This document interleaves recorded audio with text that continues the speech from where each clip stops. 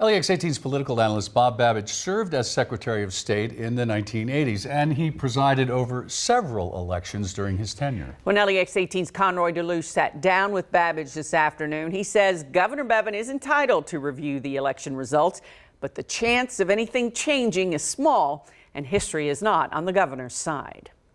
Those reviews never showed more than a few votes. They might be 6 or 7 or 17. Some figure or some paper ballot count of the absentees might have been off a little bit, but to get to 5,000 would be an enormous structural error someplace in the process. LEX 18 political analyst Bob Babich tracks polls, registration numbers, and election history, and is already reviewing Tuesday's unofficial results. But bottom line, the misconception about reading elections is it's usually a misconception.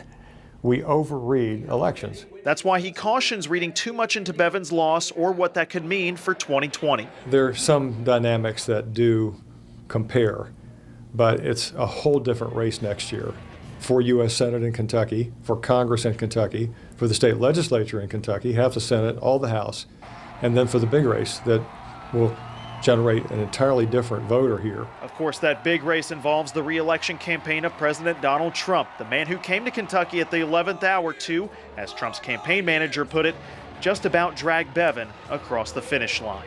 In Lexington, Conroy DeLuce, LEX 18 News.